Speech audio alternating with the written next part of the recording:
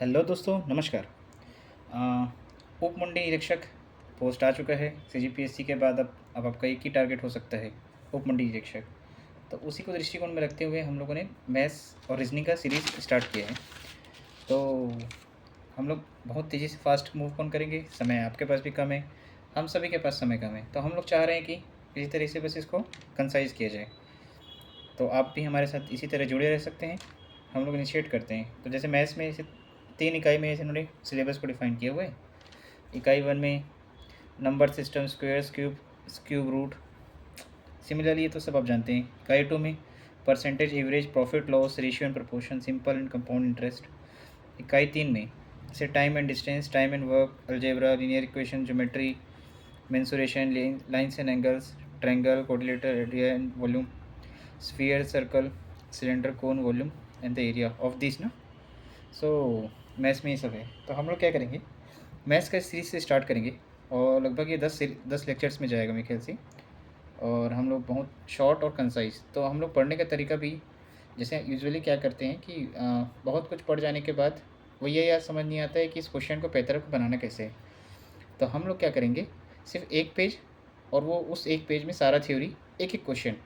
तो जब भी आपका दिमाग में फोकस करना होगा तो एक पेज, एक थ्योरी, एक कॉन्सेप्ट, एक क्वेश्चन, एक कॉन्सेप्ट, एक क्वेश्चन का अपने साथ ये हम लोग रणनीति बनाएंगे। और जब भी आपको क्वेश्चन सामने फेस करने मिले तो उसी पेज में से उसी क्वेश्चन को याद करिएगा दिमाग से और उसको फिर सॉल्यूशन बनाइएगा। और मेरा वादा है कि आपका क्वेश्चन उस पेज से पर्टिकुलर बन जाएगा। उस पर्टिकुलर एक क्वेश्चन से एक कॉन्सेप्ट तैयार होगा। तो इनिशिएट करते हैं समय ज़्यादा ना लेते हुए। तो हम लोग इनिशिएट करते हैं, जैसे परसेंटेज से स्टार्ट करते हैं। तो मैं एक्चुअल में इसको और फोल्ड कर देता हूँ।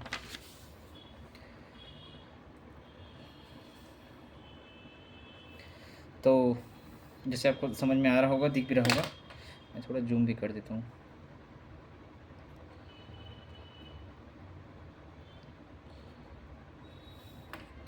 तो परसेंटेज से स्टार्ट करते हैं। परसेंटेज में जैसे क्वेश्चन आता है यूजुअली, अगर परसेंटेज को फ्रैक्शन में कन्वर्ट करना है तो 100 से डिवाइड करना पड़ता है। अगर फ्रैक्शन दिए हुए अगर उसको परसेंटेज में बनाना है तो मल्टीप्लाई करना पड़ता है 100 से। ठीक है, क्वेश्चन नंबर 1। ऐसे 10-12 कॉन्सेप्ट आते हैं इसमें परसेंटेज में। क्या क्वेश्चन कैसे टाइप का आता है, पहला कॉन्सेप्ट पहला क्वेश्चन की ओर।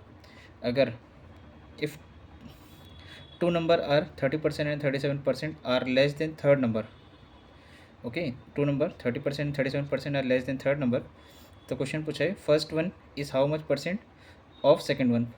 क्वेश्चन नंबर 2 पूछा है second one is how much percent less than, less ना पर्टिकुलर, देन फर्स्ट वन। तो पहले तो इसका क्वेश्चन का फॉर्मेट बनाएंगे। जैसे 1 2 3 कॉन्सेप्ट है, 2 नंबर आर 30% एंड 37%। तो सपोज मान लो कोई 100 ले लिए, एक 100 संख्या ले ली और ये लेस बोल रहे हैं, तो 30% लेस करके इससे कुछ एक कम करके 70% आ जाएगा। इससे 37% लेस करके 63 आ जाएगा। तो 2 नंबर 30% लेस 37% लेस, इससे हम लोगों ने डेटा बना लिया। अब बोल रहे first one is how much percent of second one. तो सेकंड वन से फर्स्ट वन कितना है, तो बीच का डिफरेंस है 7 का। ठीक है, मतलब एक्चुअल में ये सेकंड क्वेश्चन है। First one is how much percent of second one, how much percent of second one. तो ये वाला इससे कितना परसेंट बोल रहा है, तो 70 ऊपर में आ जाएगा और जो पूछा वाला है वो नीचे आ जाएगा इंटू 100। बस सिंपल ये तरीके से इसका आंसर आ जाएगा बहुत शॉर्ट में। जबकि सेकंड बोला है कि second one is how much percent less than, less, तो इससे बीच का डिफरेंस कितना है 7 का। लेस बोला है तो 7 ऊपर आ जाएगा, 7 डिवाइडेड बाई कहाँ से, इस लेस देन फर्स्ट वन, तो देन वाला जो रहेगा वो नीचे जाता है हमेशा। तो 7 डिवाइडेड बाई 70 इंटू 100।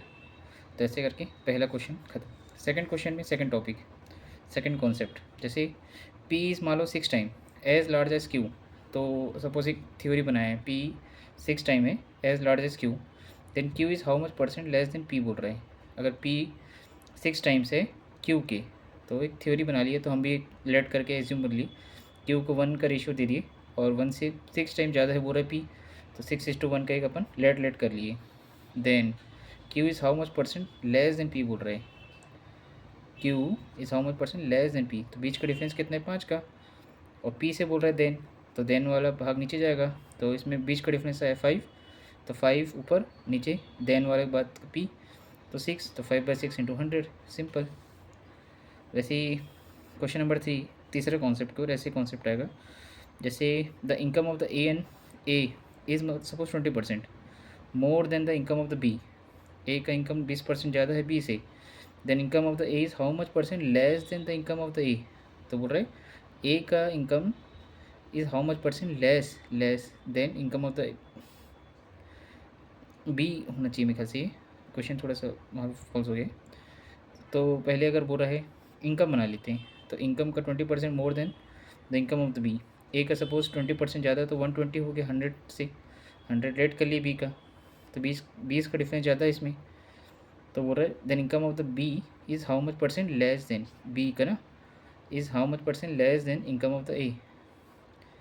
तो बीच का डिफरेंस कितना है 20, तो 20 ऊपर, देन बी वाला, देन वाला बी, अच्छा इनकम ऑफ द ए बोल रहे हैं ना, ओके क्वेश्चन सही है।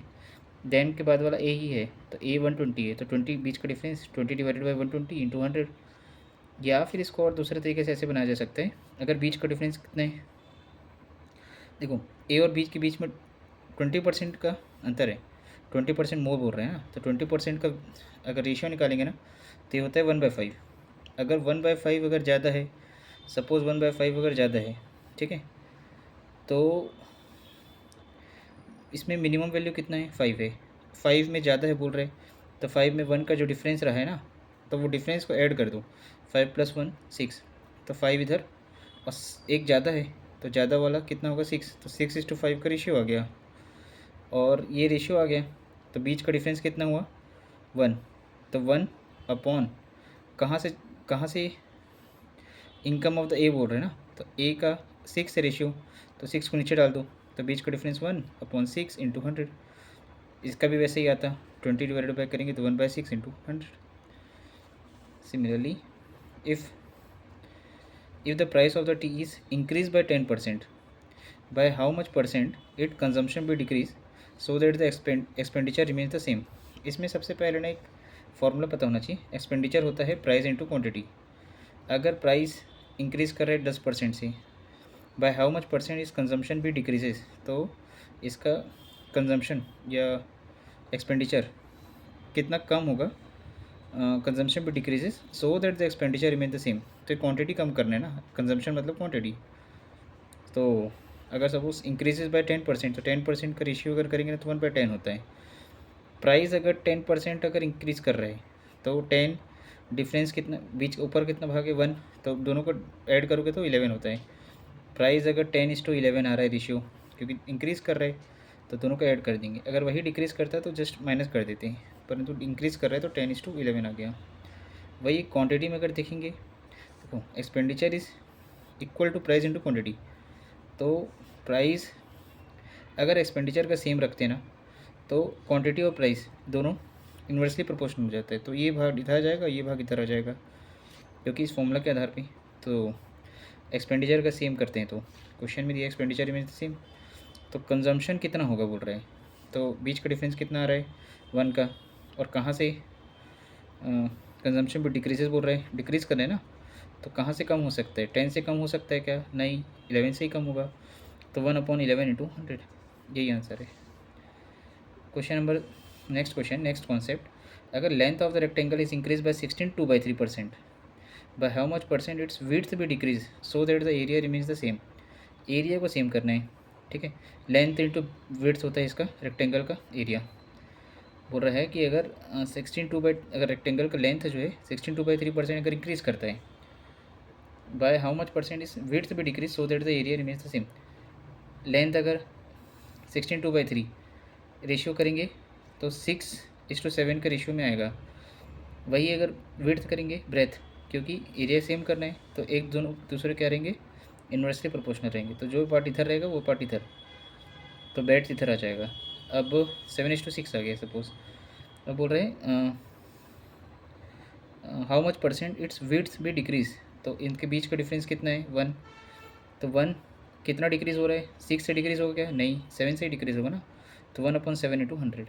वैसे ही सिमिलरली नया concept, if price of the tea is reduced by 25%, अगर प्राइस कम हो रहे और एक्सपेंडिचर इज़ रिड्यूस बाय 10%, ऊपर हम लोग फॉर्मूला पढ़े थे ना, expenditure equals to price into quantity. अगर प्राइस को कम कर रहे हैं 25% से, ये वाला, and expenditure is reduce by 10%, ये वाला, कंजम्पशन भी इंक्रीज बाय, तो इसमें कंजम्पशन कितना। देखो इस टाइप के क्वेश्चन को करने के लिए ना, एक सपोज लेट करके 100 वैल्यू बना लेते हैं, उसमें price of the tea is reduce bye 25%, तो 100 में से प्राइस कितना कम हो रहा है, 75 हुआ, 25 कम हो के। एक्सपेंडिचर इज़ रिड्यूस बाय 10%, तो एक्सपेंडिचर कितना कम हुआ, 10%, तो उसको 90 आ गया।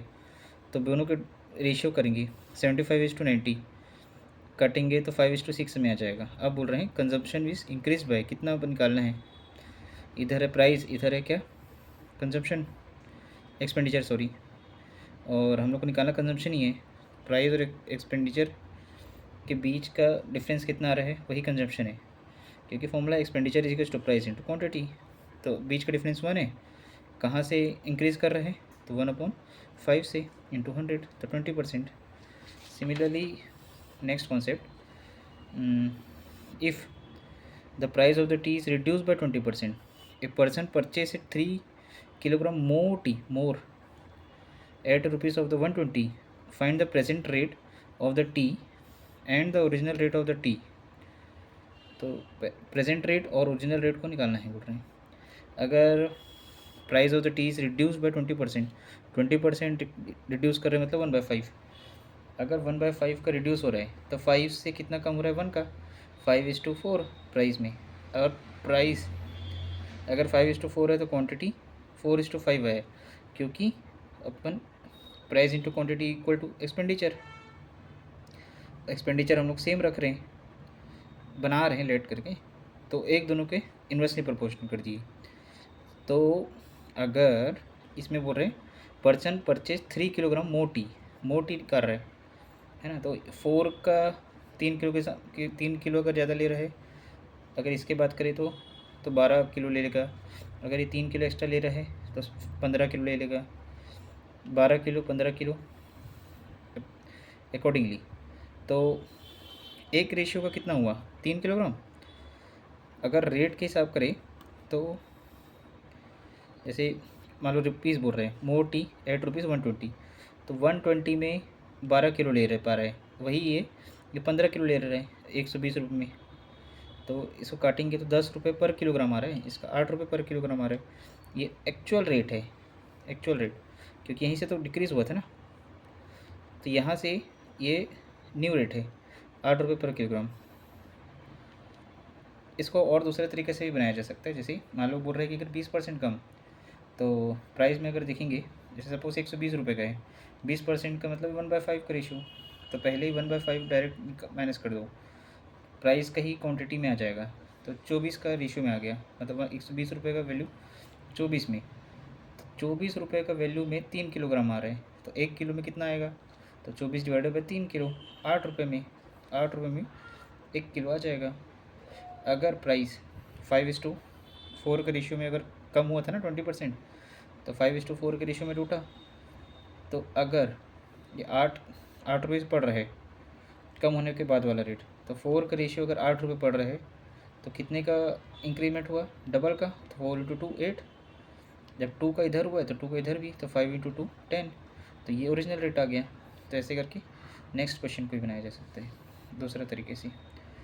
उसके बाद है if length of the rectangle is increase bye 20%, अगर एक रेक्टेंगल है उसका लेंथ अगर 20% इंक्रीज़ करता है तो विड्थ इज़ डिक्रीज बाय 10%, दोनों सिमिलरली कोडिंग ना, length of the rectangle is 20% increase and width is decrease by 10%, then the area is increase by, तो area is equals to length into breadth, तो area कितना में increase कर रहे हैं वो बोल रहे हैं। सपोज 20% इंक्रीज़ कर रहे हैं तो 1/5, 10% डिक्रीज़ कर रहे हैं तो 1/10, इंक्रीज़ कर रहे हैं तो 5 से इंक्रीज़ करेगा 6, 5:6, डिक्रीज़ कर रहे हैं 10%, तो 10 से 1 कम 9, 10:9, तो लेंथ विड्थ एरिया निकालना है, तो एरिया लेंथ इंटू विड्थ का मल्टीप्लाई, 5 × 10, 6 × 9, 50:54, तो बीच का डिफरेंस कितना है 4 का, तो 4 का डिफरेंस है, कहाँ से इंक्रीमेंट कर रहा है, इंक्रीज़ बोला ना, कहाँ से इंक्रीज कर रहे हैं? 50 से। तो 4 डिवाइड बाई 50 इंटू 100, 8% उसका एरिया इंक्रीज करेगा।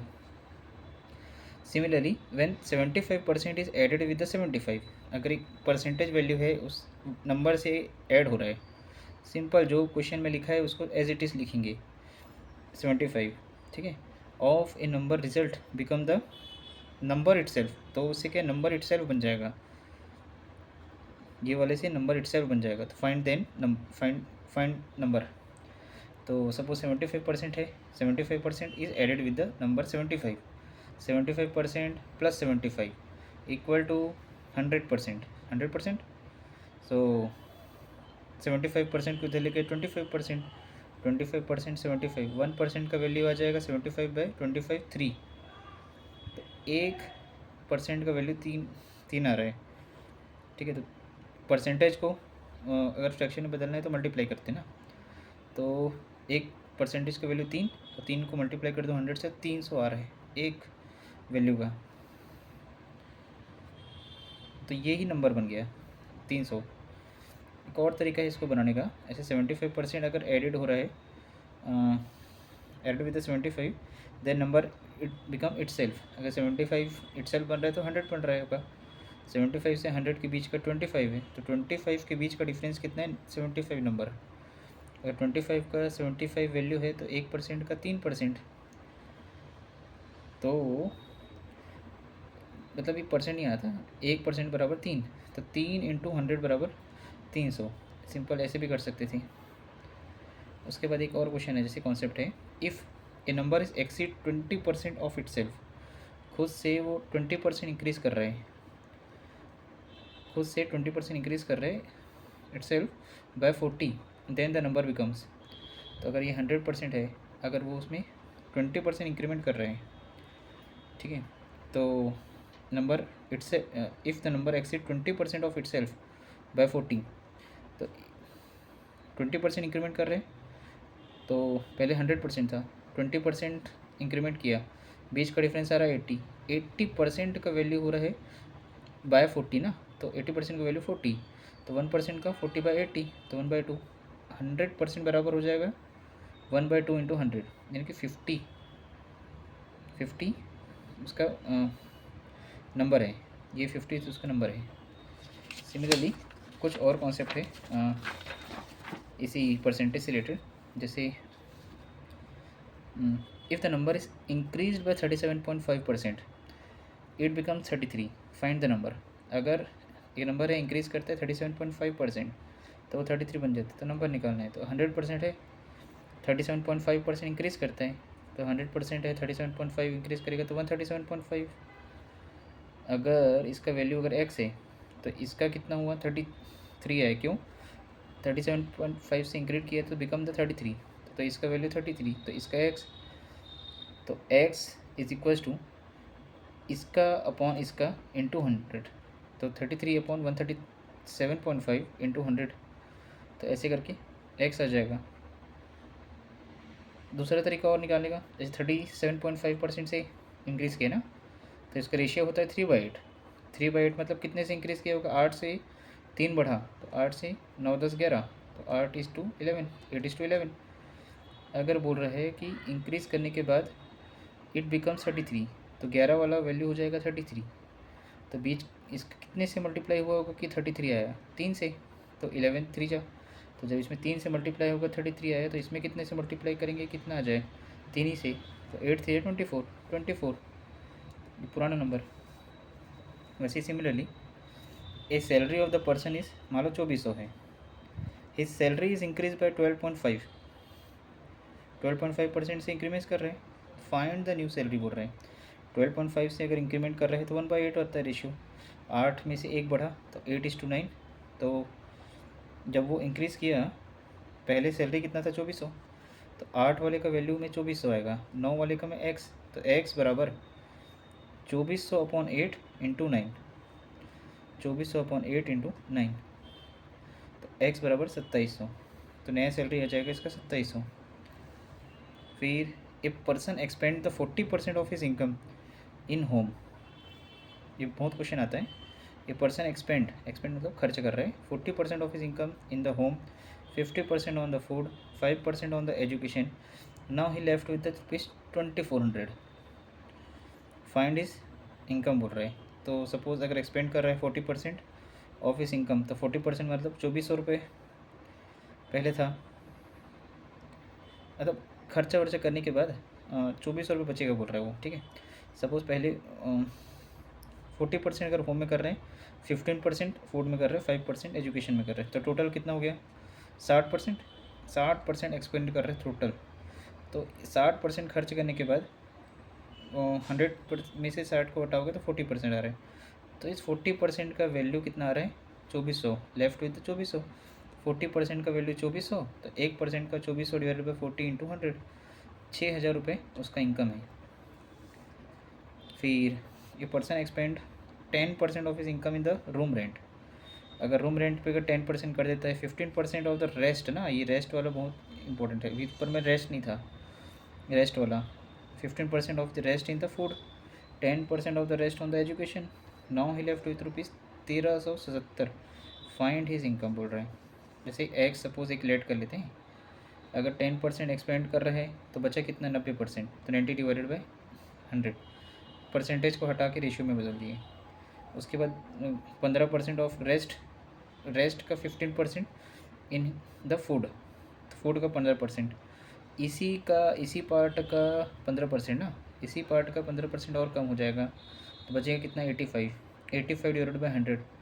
फिर बोल रहे of the rest on the education 10%, फिर इतने पार्ट में से का 10% और कम करना है, फिर इंटू 10% और कम कर दो, मतलब 90 डिवाइडेड बाई 100। तो फिर ऐसे करके इक्वल टू कितना बचा 1370 बचा। बस इसको रेशियो में डाल दिए, एक्स का वैल्यू निकालना है बस। 1370 इंटू तीनों 100 को इधर ले आए, 90 इंटू 85 इंटू 90, तो ऐसे करके 2000 रुपये इसका इनकम है। इसको और दूसरे तरीके से भी ऐसे बना सकते हैं, जैसे टोटल इनकम इज़ टू ए। तो पहले क्या है, स्टार्टिंग में 10% कम करता है, तो 10% मतलब 1/10, 10 से 1 कम हुआ। फिर बोल रहे रूम रेंट में 15% कम होता है, 15% का होता है 15% का 10/20/3, मतलब 15 का रेशियो मेरे को याद नहीं आ रहा है। तो ऐसे करके सिमिलरली 20:3, और फिर थर्ड में आ गया 10% का कम होता है, तो फिर 1/10, तो 10 से फिर 1 कम हुआ, तो ऐसे करके 10:9, और फिर total income divided is to 6।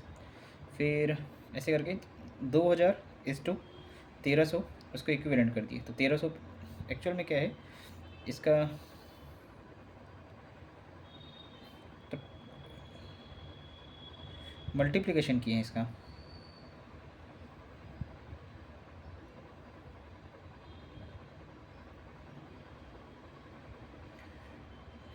Twenty into 10 ऐसे करेंगे तो 2000 आ गया।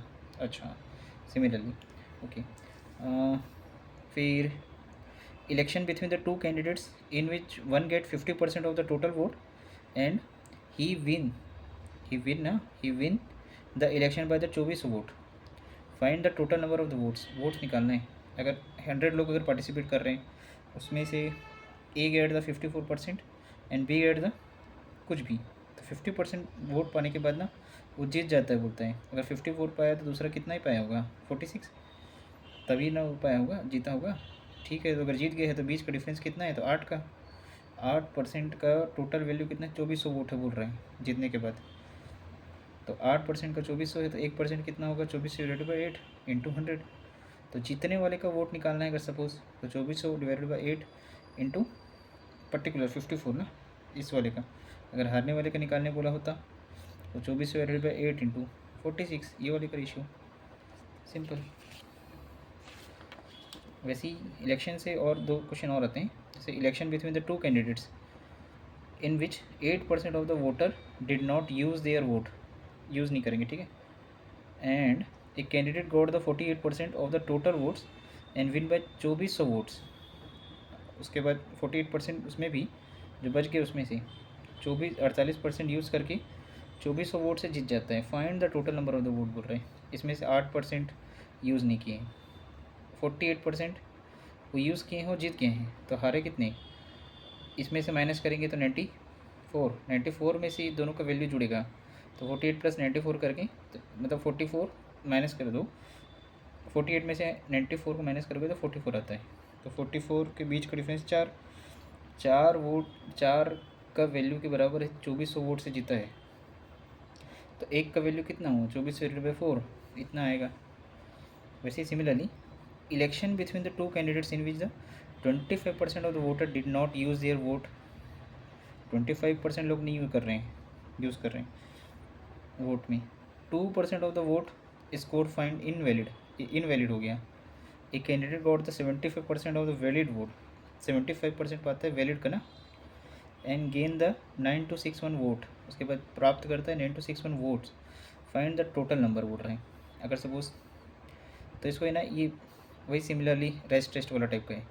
सपोज लेट करके एक्स बनाएं, तो पहले में क्या है, 25% did not use their vote, तो 25% का कम करेंगे 100 में से, 75 डिवाइडेड बाई 100।